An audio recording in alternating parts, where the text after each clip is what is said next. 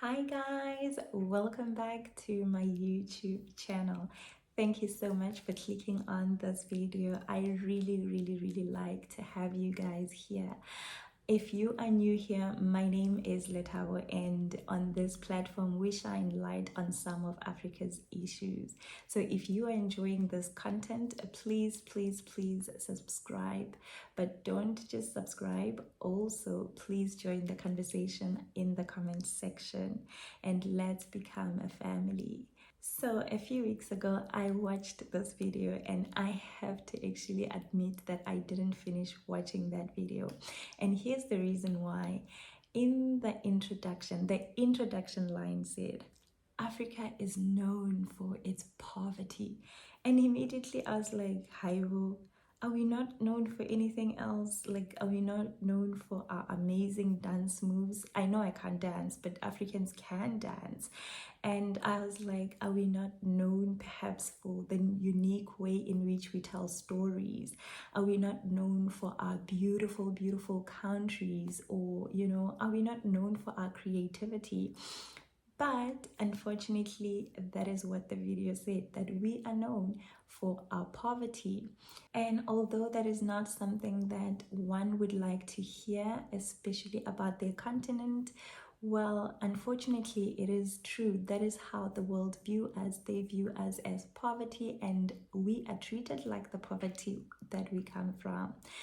Anyway, in pondering about this, I thought it would be beneficial to have a conversation, just bring some incredible people to talk about factors that keep us in the cycle of poverty and how we can change that. This is a two-part video, and in this particular one, I am in conversation with this lovely Nigerian South African couple, Itumeleng and Damilola. I really hope that you guys enjoy this video because these two have beautiful minds and they definitely love to talk. So I really hope that you enjoy their interactions and also join the conversation in the comment section. I love you so much, guys, and I will be seeing you in the next video. Enjoy. Mwah.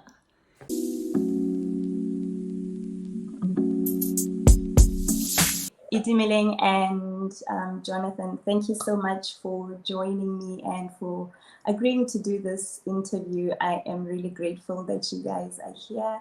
I really do hope that we're going to have a great conversation, not just a conversation that is going to be great for us, but a conversation that is going to impact a lot of Black people in a great way, really. So the first thing that I want you guys to do is to introduce yourselves. Please tell me who you are.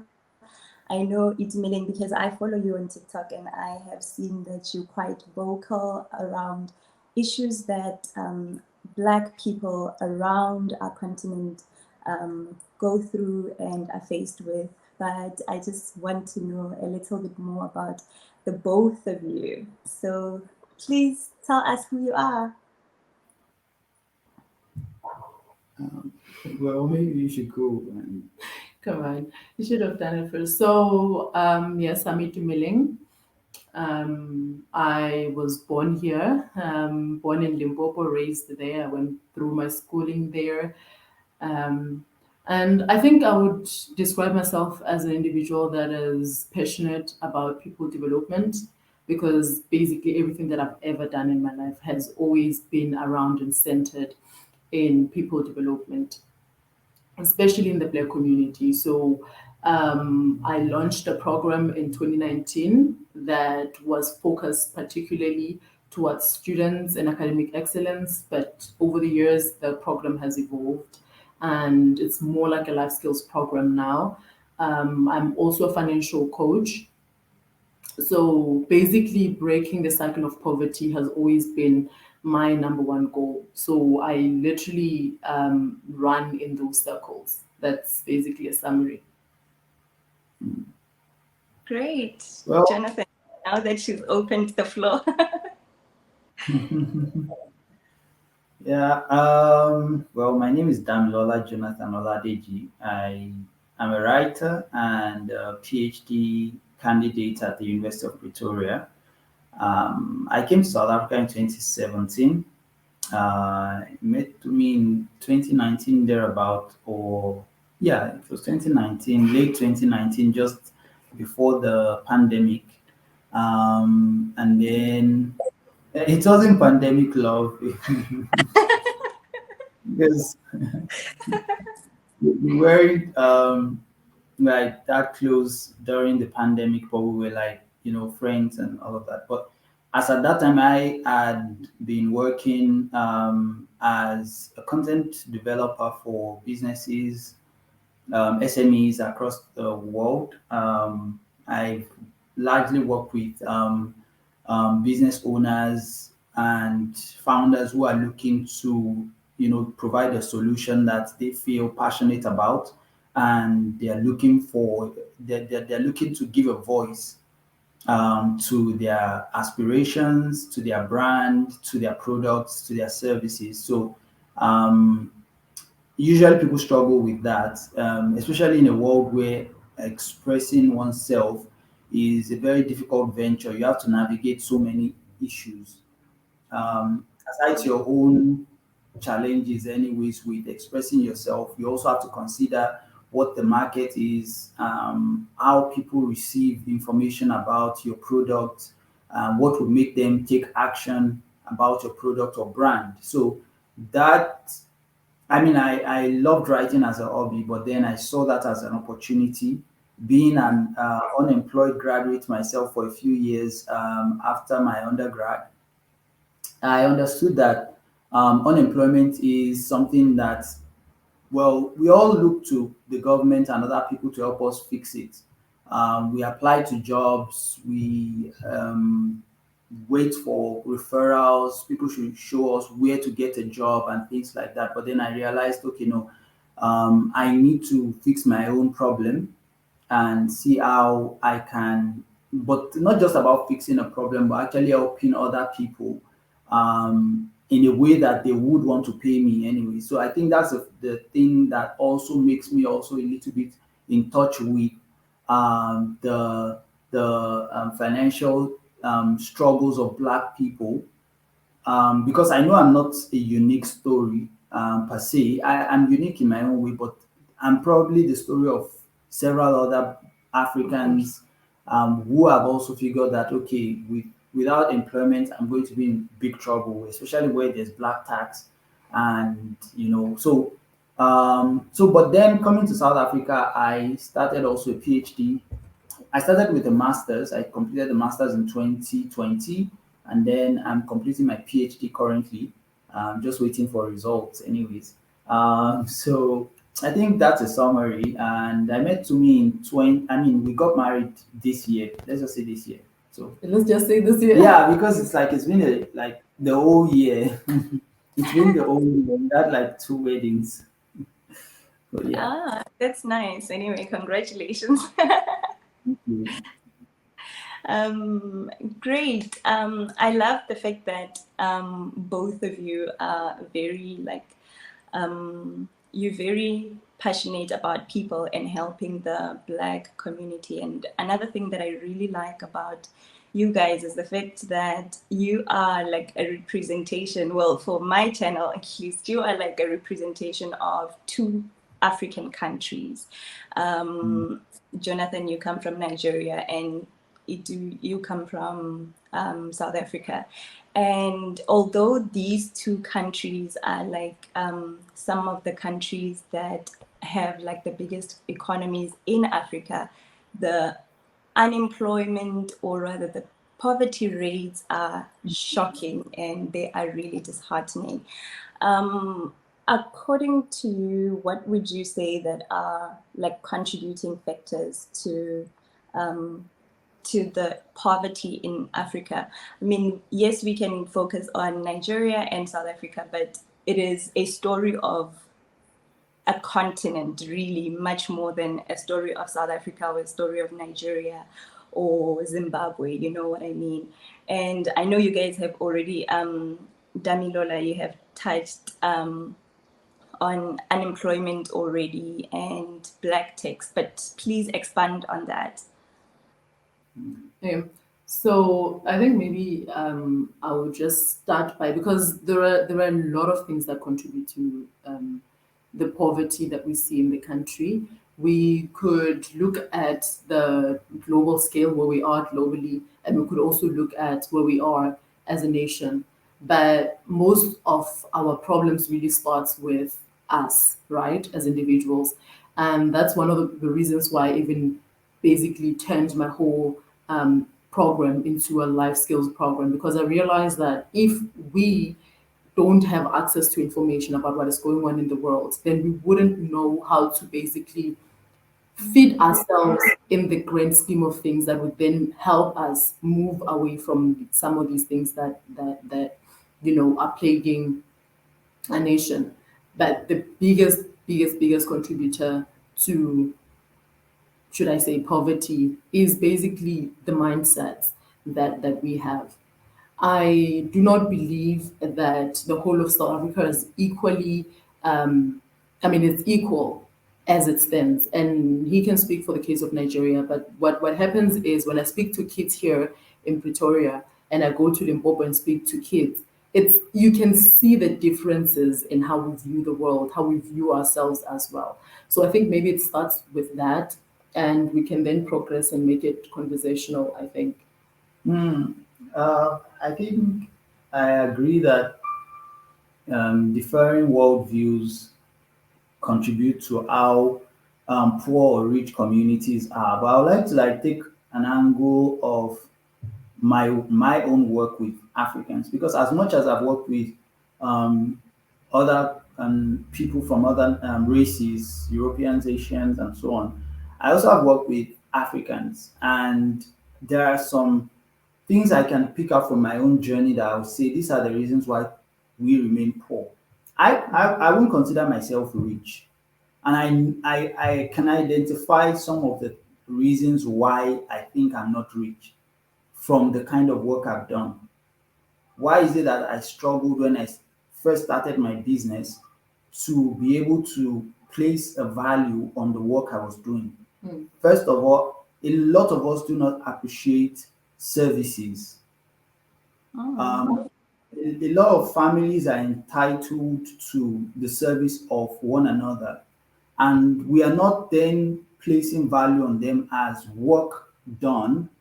And for example, there are families that would bring in relatives as living house helps. That's, I'm talking from the context of Nigeria. I don't know about South Africa. And it happens here too. Living house helps, and they do not see that they need to place a value on what that person is doing in financial terms. And the problem with that is that the person is creating work, but there's no commensurate wealth transfer to that person. It feels like a good deal for the person who is with them, that is the person using that person. But at the end of the day, that person is not empowered to grow. They would forever be dependent on this person, and that person will keep complaining, why is everyone begging me for money, why is everyone not doing something, but when they work with these people in their immediate circles, they do not actually value the work done, especially in financial terms. Okay, so but can I come in there, because that ties into then a whole lot of some of the things that we see, because there's a certain mindset that has been cultivated, and I would say you would see a lot of it here in Africa, where um, there's no grand appreciation for work, really. So people really think that when you're doing, for instance, there's this idea that even you see when people work at church, they're not paid because they're doing it for the Lord. Mm. So even when you come into a family and you're helping them with kids and whatever, you are doing it because you're part of the family. So we don't particularly transact. Mm. And we have been, and the dependency also on each other really stems from that. The way we depend on our government, the way we depend on our parents, and then later they depend on us, which then goes to the idea of black tax. But you can continue making that point. So, but then what that does is that we are value is being created, but it's not being paid for. And money is a very complex concept.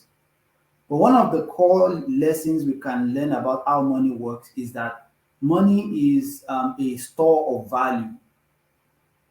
So if you don't have a way of storing how much value is created in an economy, your money loses its value. So now, when we have all of these kind of unpaid labor, unpaid services, what is going on then is that overall the economies of the world will think we are actually not doing so much because we are not keeping records.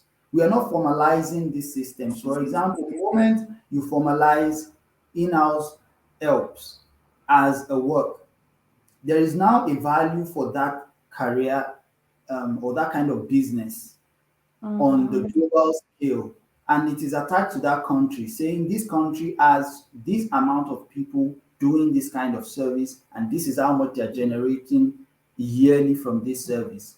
And that adds value then to the production of that country and the strength of their currency.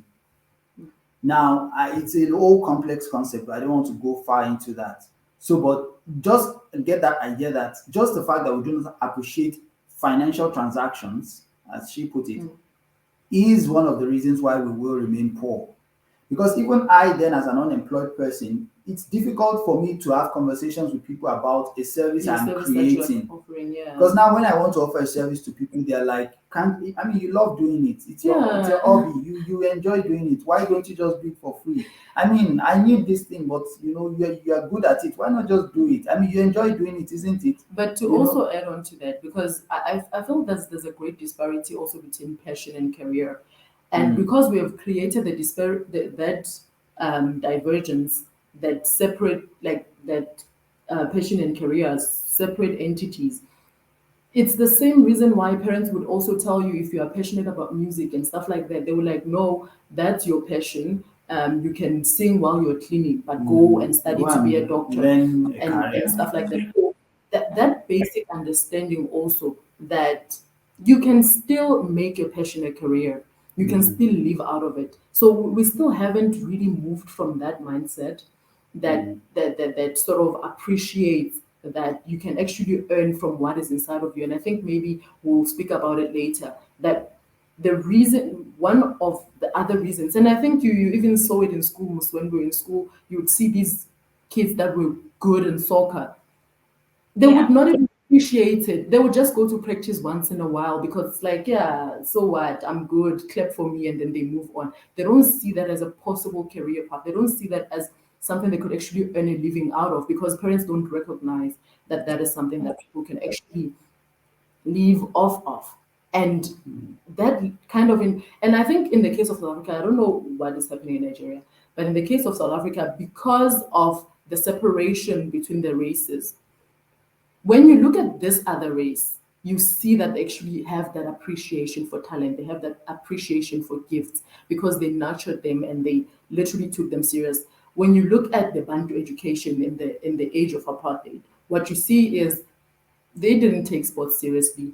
The kind of education also that we had was to produce a labor force for them, right, to work in their kitchens and also to further on pump in teachers into the system that would teach and continue teaching the Bantu education. So people were then trained to be laborers, not particularly thinkers. And I mean, there were phrases, if you go on Google, you would even see, they would tell you that a black man doesn't have to think. All they need is your muscle. And that's basically what they trained us to be. We're trying to evolve out of that mindset, but it's going to take practicality and it is going to also take us being truthful with the idea that, look, this is what we're trained for, but we need to revolutionize. Wow, that's cool. We need to make a revolution out of the whole system and say, look, we understand Bantu education, we understand its purpose. Can we shift the current education to fit what is really happening in the world? There's a whole lot of things that are happening globally that we are trying to adopt as South Africans, right? but we do not measure up because we haven't really shifted in a way that we teach our children. They still have the same mindset that our parents had. And that's why we need such interventions to go into schools and basically teach them basic financial literacy. I mean, black tax also feeds into that, that parents do not have their own retirement plans. They don't do their own financial planning.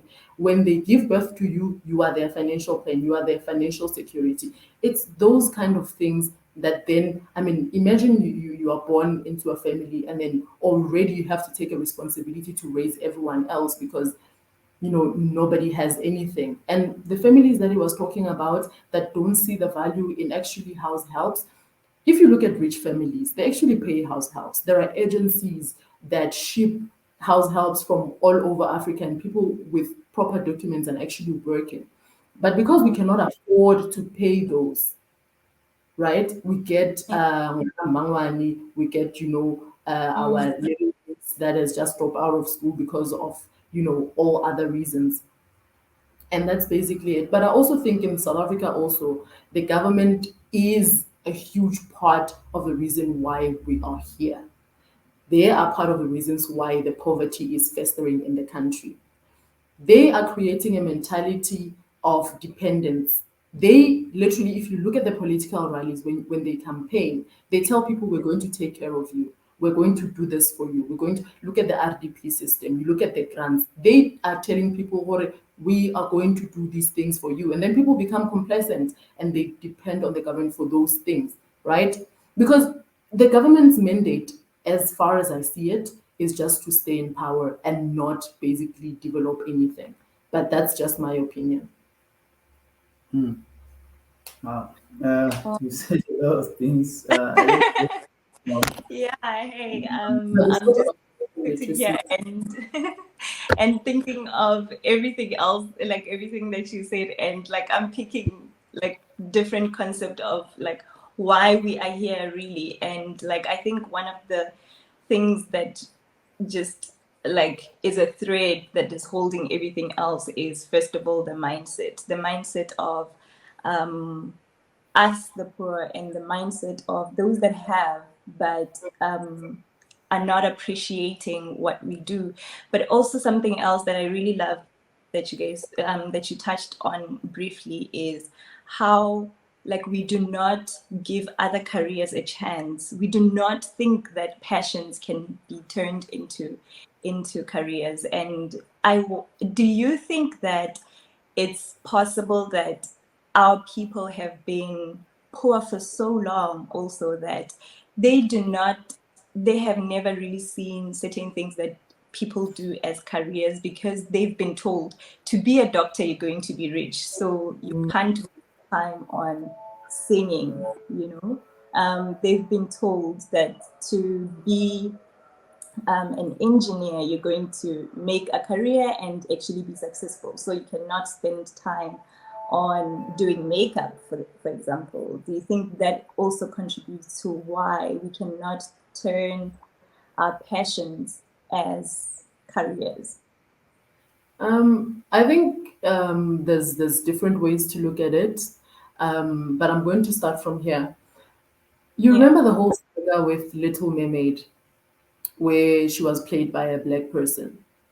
Did you see the Oh, uproar? yeah, yeah, definitely. One of the reasons we hold off on our passions is because we have not seen people like us succeed in certain industries. Yeah. I think that that's the biggest thing, and that's why when I started, I told you that there's a difference between a child who is here in Pretoria and children that I work with in Limpopo. It is Yeah. it is because of the things that they see in the community. For instance, people who are working. Now I'm speaking about not the whole of Limpopo, but Denelton, where I actually worked with school kids. Most Yeah. people are either nurses, teachers, or babarika shoprite, and all these Pakistani stores. Now, Yeah. when a child has to dream about anything to do, they are not seeing anyone like them or somebody in the family, someone in the community doing something that they know how to do best. So they shelve those dreams because they're like, I've not seen anyone do it who's like me. And that's why we fight so much when we see black people berated on social media or whatever, because we're like, we need to see more black people doing things so that our children can actually be inspired. Because what then Mm. happens is when you go home with a laptop or a phone that's super advanced, people would then say to you, "Oh, sorry, loja mahua," because they really believe it's only mahua that can actually afford those things. It's only mahua that can actually do those things. When you do certain things that are out of the ordinary at home, they're like, it's mahua stuff, because they Yeah. don't believe that as black people they can actually do things, right? So I think that's one way to look at it. But also, yes, we've been hungry for a very long time and we're looking for quick fixes. We know that developing a passion, being recognized in the industry might take longer. So let me just do that 3 year degree and just go and be an administrator somewhere. At least I'll have an income every month to support everyone at home. I think it's that mindset, and also just the idea that we lack role models. What do you think? Well, because my own train of thought is not exactly in the same line, so I don't want to react to what you are saying. That's the It's a thing. conversation, though. Yes, I think. And, Um, we need a fresh perspective to it. I view the question you asked in a different way. And I know that this part of it exists where people are not seeing, models to look at. Mm. And the fact that it's sort of shameful in black communities or not acceptable work when you first try to do some things, right? I absolutely appreciate all of that as a core problem because it's a culture problem. If you've been given a culture where um, you're not allowed to do some things, it's like a kind of Stockholm syndrome of when people fall in love with their kidnappers. That is Mhm. so it's when you see someone now trying to break out of a system you've been given, an oppressive system you've been given, instead of seeing them as revolutionary and trying to Mm. support them, Yes. the chances are that you may hate them. So Yeah, you I break them down. absolutely Yeah. appreciate that, right? Mm. However, this is what I'm going to use the example of the football, the people who we grew up seeing as like really great footballers, passionate about football and all of those things. Yeah. Um, Overall, I feel like a lot of us don't appreciate the amount of work it will take for us to turn a passion into a product that people will buy. Yes, and one of the even if you're writing a proposal, one of the things that you would do is to talk about the risks to your product or your brand. And you will talk about how the cultural environment can cause your product to, you know, be not acceptable in that market for a while. Yeah. And your goal will be to show that, okay, I have the skill sets to navigate this kind of cultural issues. So yes, those problems exist. But I feel like one of the biggest problems is that we do not appreciate how much work it takes to turn passion into career paths. We've not seen it happen. Um, and of course, yes, it comes from not seeing it Yes. happen. That's a little bit of that. But I Yeah. also feel like a lot of Africans struggle with the idea of if you are being told that, for example, the guy who plays the football, you mentioned that he'll probably go to practice once in a while. Mm. Even if a coach or what do they call them? A talent hunter, or what do they call these people? They go That's what to they. the trainings to find skilled players. Mm. Oh, yeah, yeah. Then they do not find this person where they should be because maybe he's not that committed to the process. He only comes and shows up once in a while because I'm talented, I'm gifted, so it should come Yeah, you naturally. must worship me also. So, and the Yeah. coach comes and says that no, this is not like how you should build your skill, right? So they first of all, the coach might decide not to even go with that player because of that fact.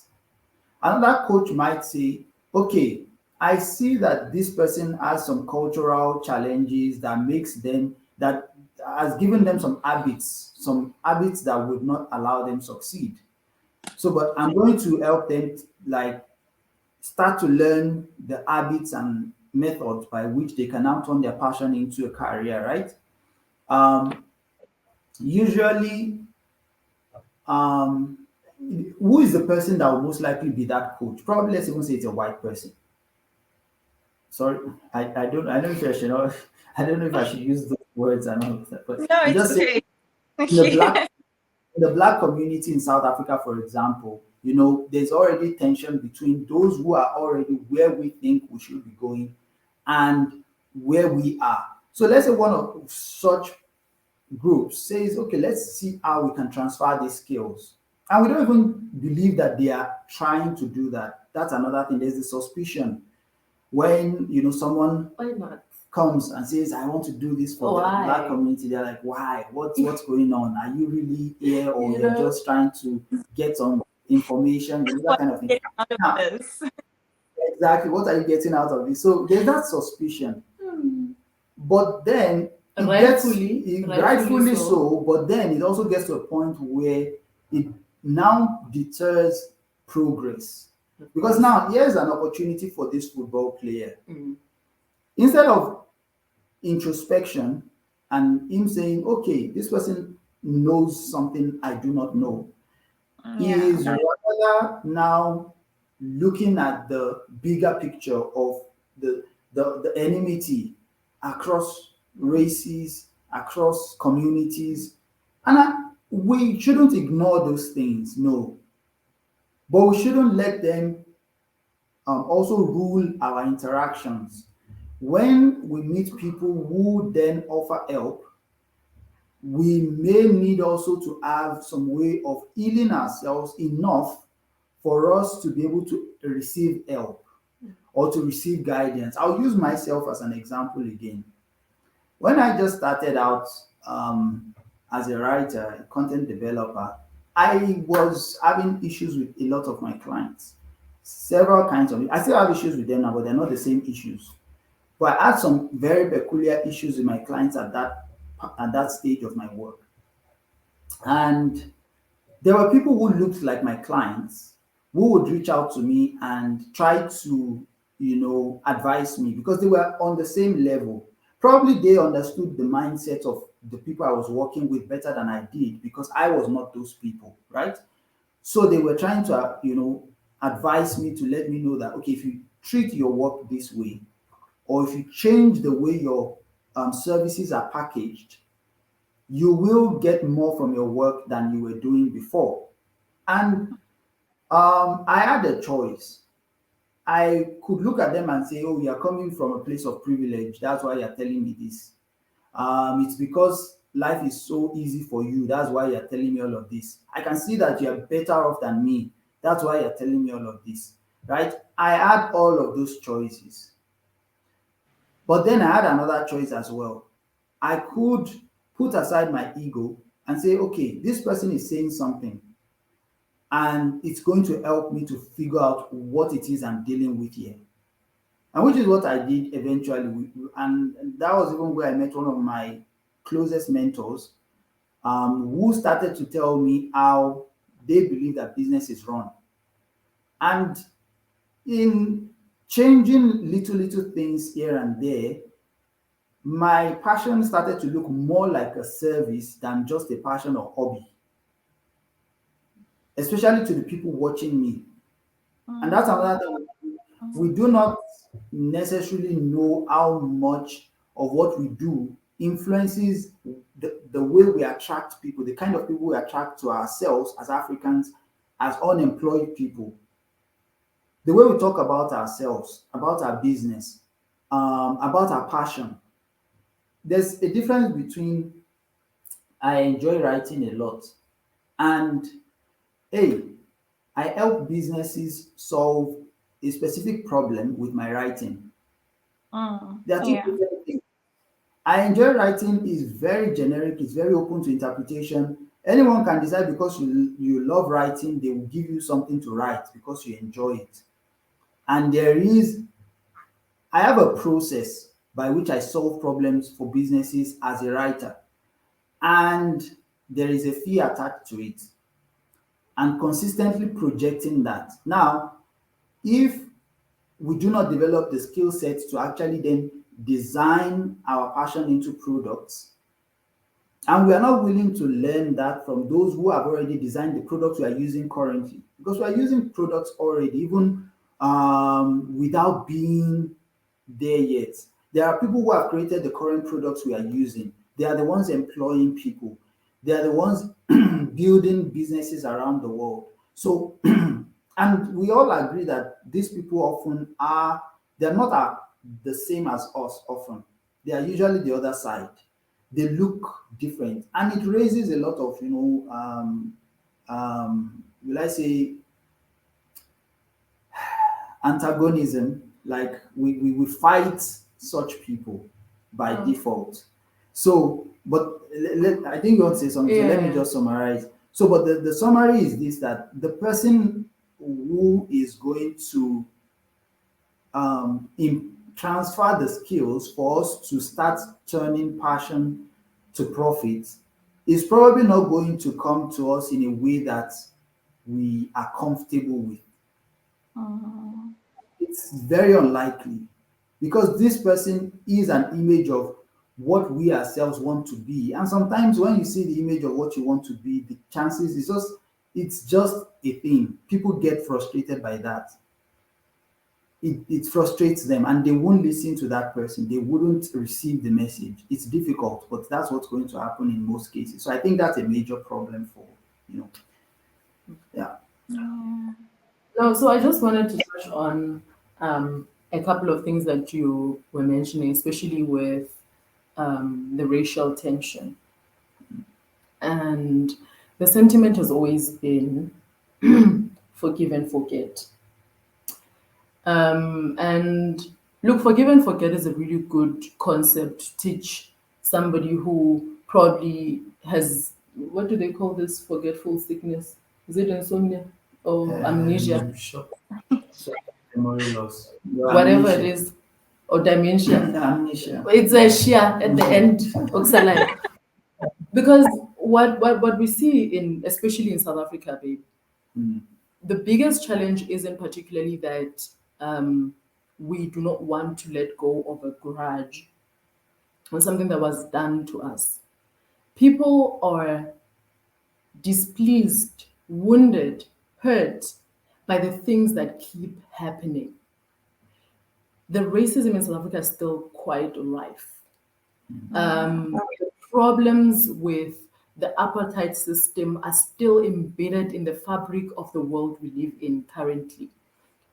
I worked as a poultryman in Rustenburg in a company, I won't mention their name. I was the only female basically on the farm. And the farm was run by the different race. You get to see the injustice face to face. How literally in the farm, because they know you are employed and you need work, whatever the case is, they can tell you and call you the K word. And because you have to provide for your family, you have to sit there and take it.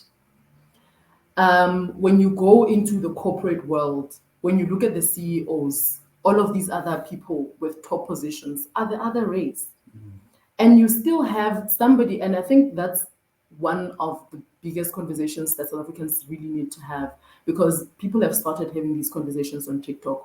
But people who are our superior at work are people who are way less qualified than us. People who come in as interns, we train them and they become our superior. And when you look at all of those things, and then corporate South Africa is like, we are fixing this. We're fixing this. But the truth of the matter is gatekeeping is real, and they use your skin color to do that gatekeeping. So people cannot now say, I'm not going to be suspicious of the other race when these things are happening. Right now, we're dealing with an issue where pit bulls killing people. There's a lady that came out and said, forget about pit bulls, kill black people. We live in a South Africa that's crazy. And when we talk about race, people are like, no, not everything is racially motivated. Let me tell you, employment gatekeeping in the country, business gatekeeping, the agricultural industry, gatekeeping is rife, right?